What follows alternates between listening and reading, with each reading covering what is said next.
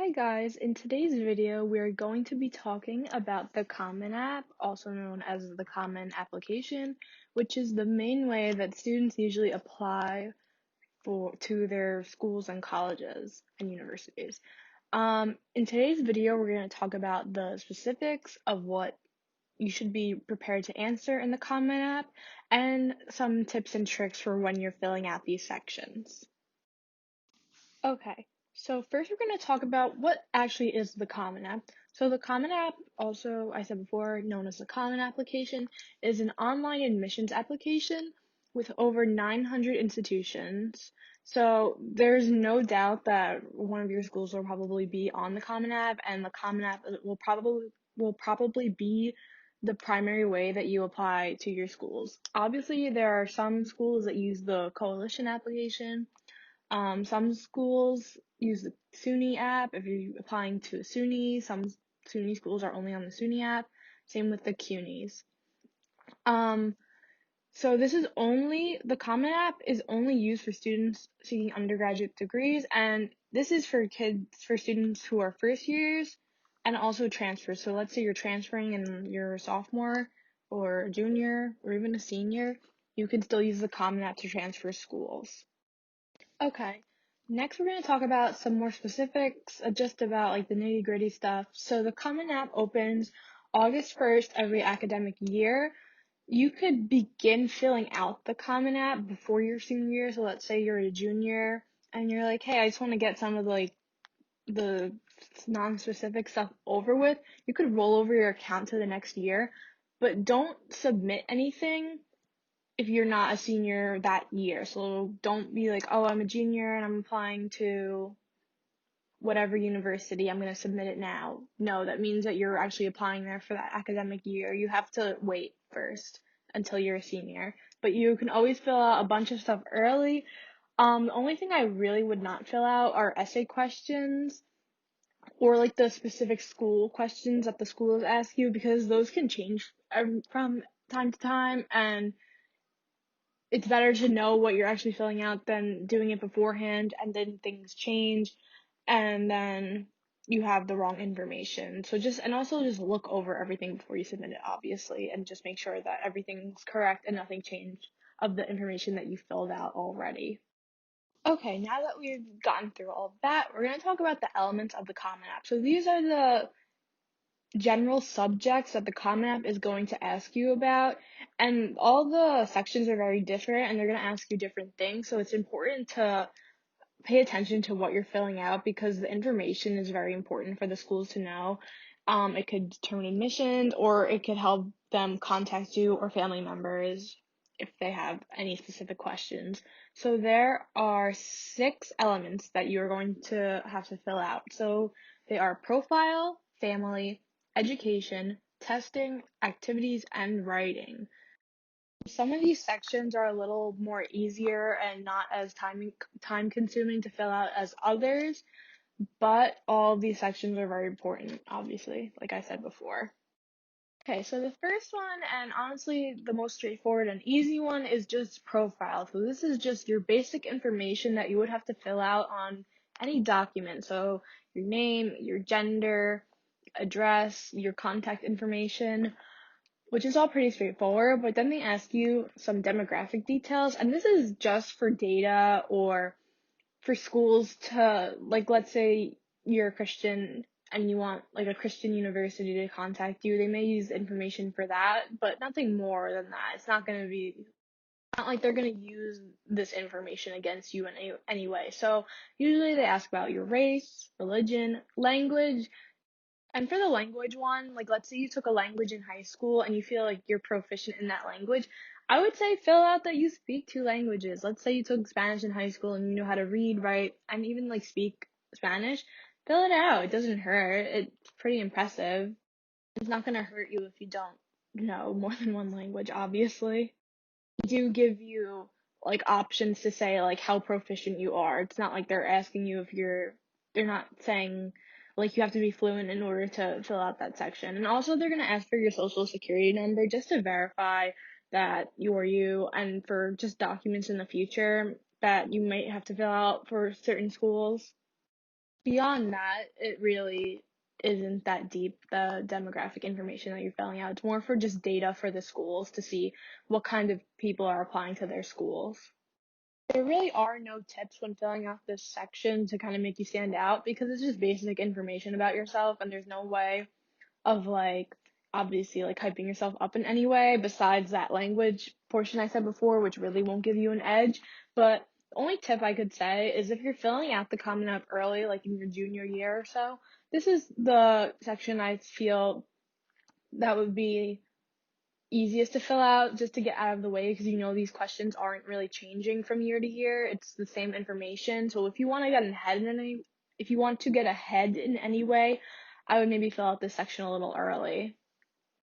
Okay, so the next section that you're going to have to fill out, which is another very straightforward section, is the family section. So this is going to ask about your household, about your parents, and your siblings. So for parents, they're going to ask you about their parents' education, what's the highest level of education they've gotten, what institution did they go to for their degrees if they have them, um, contact information for parents. So maybe some schools will contact parents about, oh, an application is due January 1st. Nothing more than that. They're gonna ask about occupation, who's your parents' employer. They're not gonna ask any financial information about your parents, just their occupation. And also they're gonna ask about marital info. So if your parents are together, divorced, one of your parents are deceased, widowed, their parents were never together or never married officially.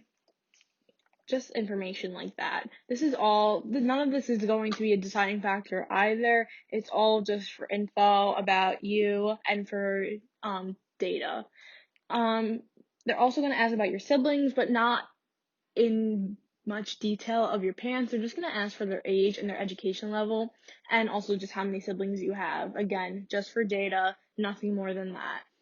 Again, this section is very straightforward. There's no way to like give you an edge in any way because it's just simple information and it's data information. So there's no way of like manipulating it to be a certain way. And obviously don't lie on these sections because that is very horrible and the schools will not appreciate that. And I don't see a reason for lying in these sections. So there is really no reason to. This is another one of those sections where you could just kind of fill it out early to get it over with and to take some weight off of yourself on your senior year. But obviously, this information can change from time to time. So if you feel like you want to leave it off, that's perfectly fine. If you feel like, oh, none of this stuff is going to change, you could fill it out early too. Okay, so the next section, which is going to be a little bit more time consuming and might require more thinking and attention, is the education section. So this is going to specifically ask about high school and everything to do with that, but specifically academic stuff with high school. So they're first going to ask you how many institutions did you attend. So maybe it's 1, maybe it's 9. Fill that out however whatever is true about you. Just know if you do put more than one institution, they're gonna ask you to provide a reason why you left each of your institutions. So maybe you attended 3 different high schools. They're gonna want to know why, just because maybe something wasn't working out at one of those schools, maybe grades, friends, teachers, whatever. Just fill it out. It's only 250 words. They just want a reason, nothing more than that.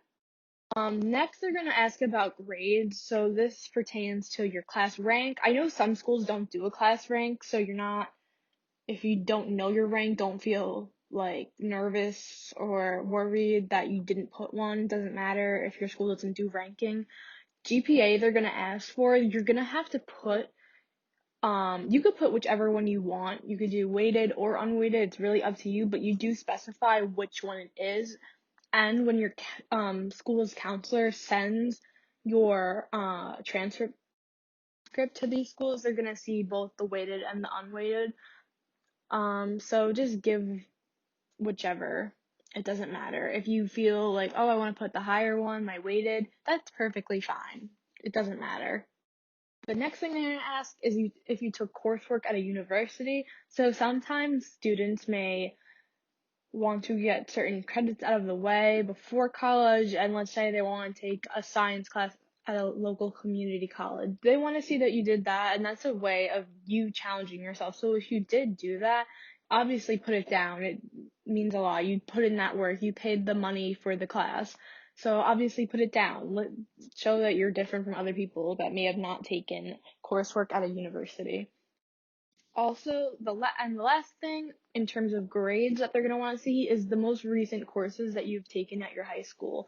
So they're going to ask you to list all the classes that you've taken from that academic year, and they're going to tell you the name of to list the name of the class, what type of class it is. So maybe it's AP, IB, a Regents class, a regular class, and how long the class was. Maybe it was only for a semester, maybe it was only for a quarter, or maybe it was a full year. They're not going to ask what number grade you got in the class, because obviously you're applying in the beginning of the school year, so you don't really have grades yet. They're going to see that once you submit transcripts and stuff. Okay, so I had to make a part 2 section of the education section because it was too much information to put onto one slide. So next they're going to ask about honors, and this is specifically academic achievements. So if you got like a sports award or something, don't list that here. You could list that in your activity section and you could highlight that there. This is specifically academic achievements, only from grades 9 to 12. So let's say you were in an honor society. This is the place to list it. Let's say you won a fair, academic fair, like a science fair, a math fair, or any kind of studies that you did. This is the place to list them. Obviously list achievements that are important and not just filler, because sometimes when you just list a bunch of filler stuff, it's like, oh, they're just trying to show off, kind of, and none of this actually matters. Just remember that when you're filling that out. And when you're listing it, let's say you're listing more than one, you want to list it from most recent to the oldest, or even you could list it whichever you think is like the most impressive to the least impressive. I mean, personally, I would do most recent because it just makes it more orderly than trying to like weigh which one is the most important to you, because obviously the school looks at all of them. The next one that they ask are about community-based organizations, and they're only asking you to list institutions that have provided assistance in your application process. So let's say you do like Boy Scouts or something, and that's like your own thing. This is not the place to list that, even though it is like a public organization, because unless they did help you in your application progress, this isn't the place to list it. You'll list that in activities. This is only community organizations that have helped you with applying to college. And then the last part of the education section that they ask is future plans. So they're going to ask about like career interest, what's your ideal position in the future, like what do you want to be? So what's the highest level of education you're planning to pursue? So whether it be a bachelor's, a master's, even an associate's. This is a place to really kind of highlight what you want to do in the future. So let's say you want to become a doctor and you're applying to a school that has like a really good pre-med program or a really good STEM program. This is the place to be like, I want to be a doctor. Or maybe you're applying undecided to this institution too. It's good to kind of just give like a general thing, just to show that you have interest in a specific field and you have an idea of what you want to do. Obviously, this isn't binding in any way. It's kind of just to gauge your mind and see what you're planning to do in the future. Okay, so now that we finished the education section, which we saw was kind of a hefty section, we're going to move to the testing section. So this is specifically for standardized testing. So on the Common App, they say the ACT, the SAT subject test, AP exams, IB exams, TOEFL exams, PTE academic, and IELTS. So before you fill this out, this is not an official way of score reporting. You need to go to wherever you took the exam. So let's just say I took an ACT exam. So I'm gonna go to the ACT website and submit my scores there as well. This is not an official way of score reporting. You have to actually go and send the scores from the wherever you took the test website. Is a separate fee. And also, when you're filling this out, don't super score the exam yourself. The colleges will super score it for you. So they're gonna ask, like let's say we're talking about the ACT still. They're gonna ask how many times did you take the ACT? Let's say I took it 3 times. They're gonna ask what you got each time in each section. And then they're going to take all those scores and take the highest scores from each section and super score it if your school does super score for you.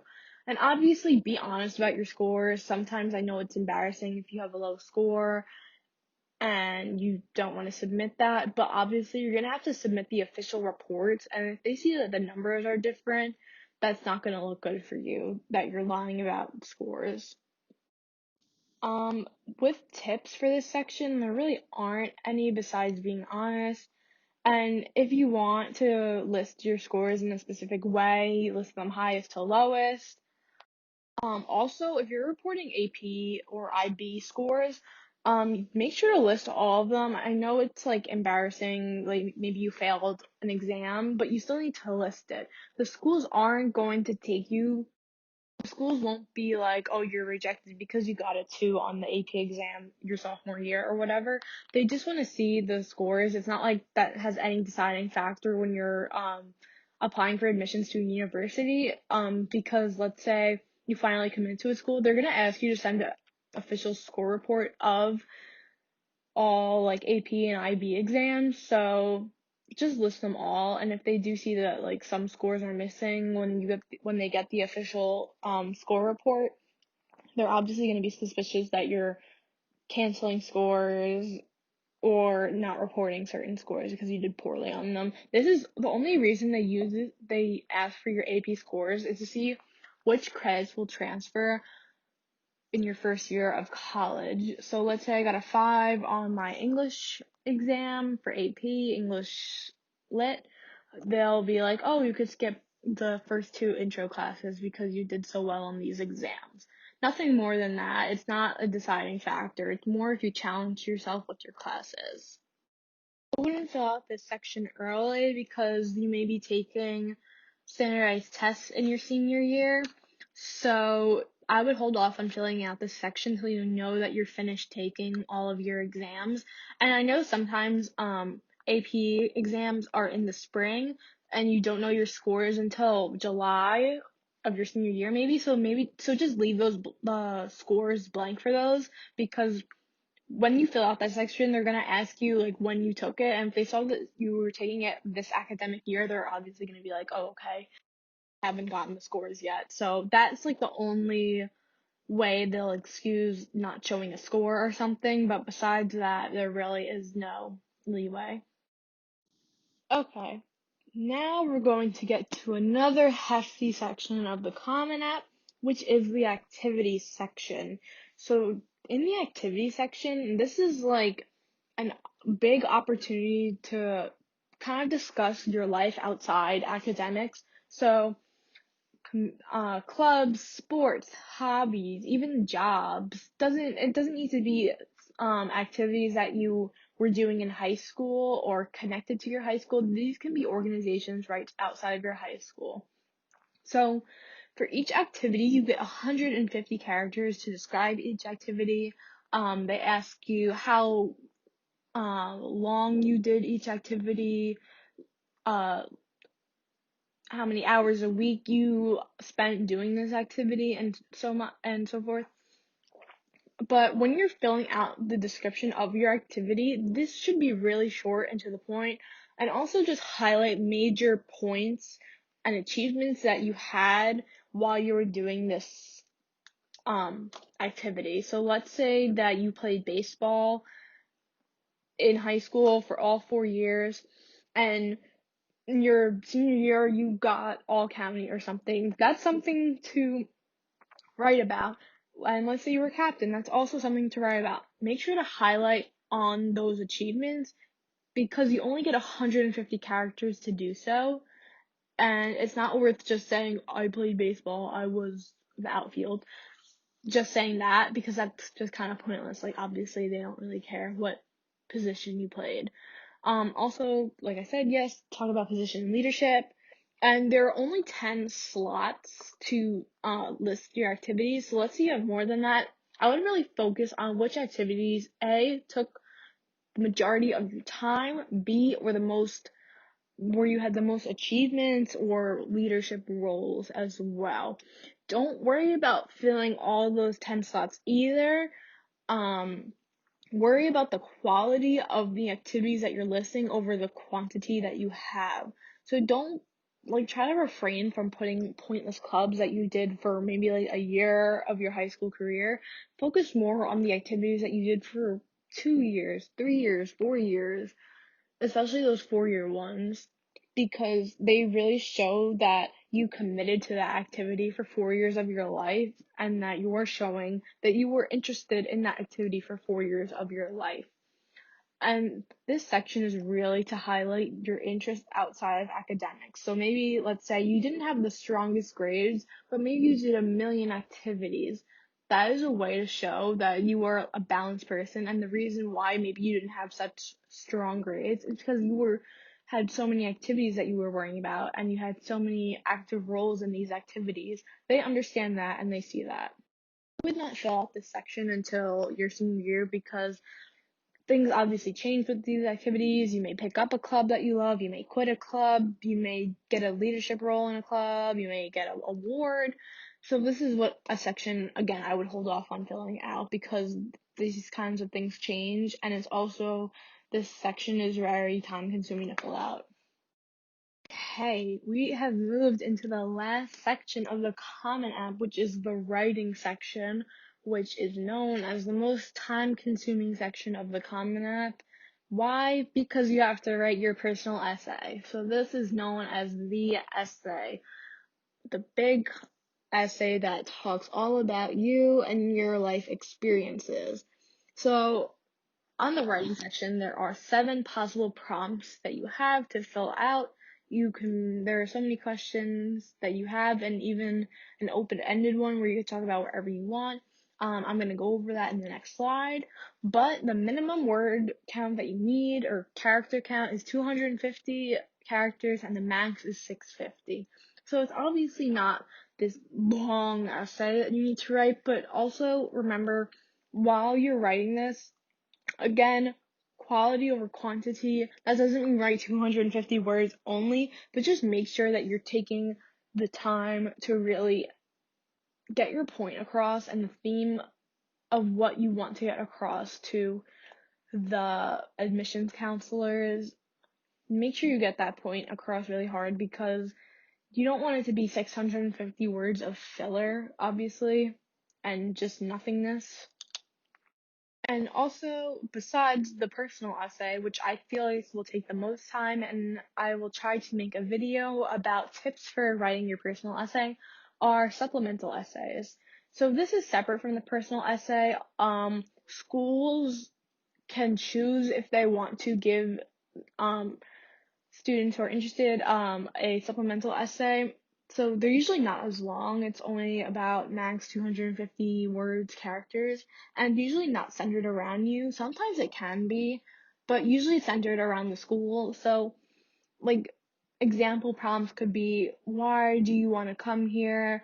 What makes you excited? What makes you excited about coming to the area that our school is in? Stuff like that, to really just see if you're personable to the school and your connection with the school. This is like an easy way to show interest.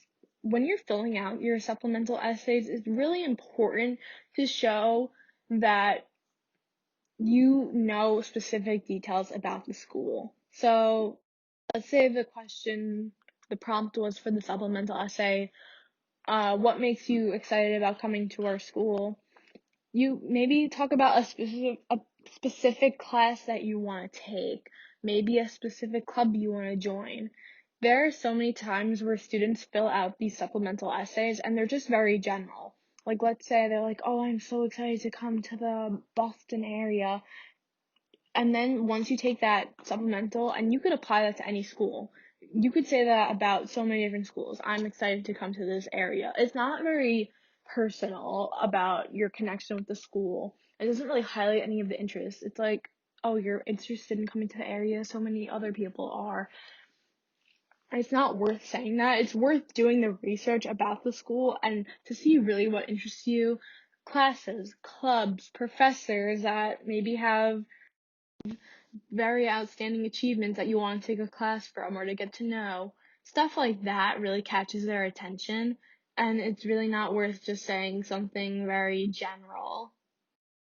Okay, quickly we're going to go back to the personal essay. I'm going to read the prompts. I'm not really going to go into detail about them. I'm probably going to make another video going into the personal essay a little bit more, but these are just the prompts. I'm just going to read them.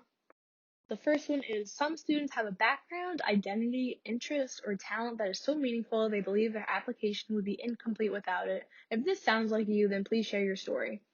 The second one is, the lessons we take from obstacles we encounter can be fundamental to later success. Recount a time when you faced a challenge, setback, or failure. How did it affect you, and what did you learn from the experience? 3. Reflect on a time when you questioned or challenged a belief or idea. What prompted your thinking? What was the outcome? 4. Describe a problem you've solved or a problem you'd like to solve. It can be an intellectual challenge, a research query, an ethical dilemma, anything that is of personal importance, no matter the scale. Explain its significance to you and what steps you took or could be taken to identify a solution. 5. Discuss an accomplishment, event, or realization that sparked a period of personal growth and a new understanding of yourself or others. 6. Describe a topic, idea, or concept you find so engaging that it makes you lose all track of time. Why does it captivate you? What or who do you turn to when you want to learn more? And 7, which is the open-ended prompt, is share an essay on any topic of your choice. It could be one that you've already written, one that responds to a different prompt, or one of your own design. Obviously, you have a wide range of things to choose from, and you can talk about whatever you want in this section. So I'm not going to go into this video. I'm not really going to talk about how to write your essay as much, but the only tips I will say for now, I'll make another video. I know I've said that 3 times now, but the only thing I would say is really highlight on how you've grown from the experiences you're talking about. What did you learn? They don't want essays that sound whiny or like you're kind of self-deprecating yourself in a way or being like, oh, poor me. They want to see, especially for those questions that really talk about a time when you were at a low point in your life and how you came back from that. How did you grow? Don't waste your time on an essay that talks about how you broke your leg and that was it and oh, I healed. But you didn't learn anything from that. And if you did, you really need to highlight what did you learn from that experience? How did that affect your everyday life? Stuff like that. Don't self-deprecate yourself. And don't make it sound just like a sob story because they really don't want to see that. They want to see personal growth. Another part of the writing section is the additional info section. So this kind of just gives you like a general place to talk about anything that you feel like you couldn't highlight in the other sections of the Common App. So this gives you about 650 characters to describe anything that you feel wasn't highlighted in the regular application. So an example I like to use is I took a class in my senior year of high school where we mentored freshmen, and they didn't really ask about that when I was talking about the courses I had taken in my senior year. So I used this section to kind of talk about the process because it was very time consuming, and I feel like the most recent courses section really didn't give me the chance to elaborate on that, and I felt like it was an impressive thing that I took in high school. So I really discussed the importance of that class. Also, you could use this section to explain complicated circumstances. So maybe your grades fell for a year in for certain reasons, like family problems, anything like that, or maybe you weren't in activities because you had to take care of somebody or you had to work for whatever reason. Make sure that you really highlight on that so they understand the circumstances that you're living in. If they see that you're struggling in a certain way because of a certain situation that you were put in that you really have no control over, they're going to obviously understand that. Don't make it a sob story, though, about something dumb, obviously. Though, I think most people would know to do that. Also, with this additional info section, just make sure that the sentences are very short and to the point because you only get 650 characters. It's easy to just talk and talk and talk about a certain thing, and then you're like, oh, I ran out of room. Okay, now that we have gotten through all the sections of the Common App, I'm just going to talk about some additional information, just like the beginning. So the first thing is that you must waive the FERPA agreement. So you're going to find that in the My Colleges section, select whatever school you're applying to, and then click the recommendations in FERPA. This is how your counselors and teachers send their letters of recommendation to these schools. So it's important to waive that because it's a requirement and the schools require letters of recommendation. And if they say that you didn't waive it, then they can't read your letters of rec. Also, colleges will require additional questions along with the Common App questions. So an example is, what major are you applying to? Maybe you're applying to the School of Business at a certain school. Make sure to fill these out because these are also required for the school. Obviously they won't let you submit the application without filling out the questions, so they will tell you if you didn't fill out the questions. Also, the most important one is that each school has their own deadlines, so you need to watch out for specific deadlines, because if you kind of just go out on a whim and be like, oh, all my schools are due January 1st, that might not be true. Sometimes you apply early, sometimes there's like a late registration date, stuff like that, so just be on top of those deadlines so you don't miss anything. And yeah, that's basically it with the Common App. Thank you guys so much for watching this video. If you have any questions, feel free to comment, or you can shoot me an email as well. I also do college essay editing, so this is for the personal essay, for your supplemental essays, anything like that. So if you guys need help with that, there is a link on my website to submit your essays, and I will edit it and get back to you all for free. But yeah, thank you guys so much for watching this video, and yeah, bye.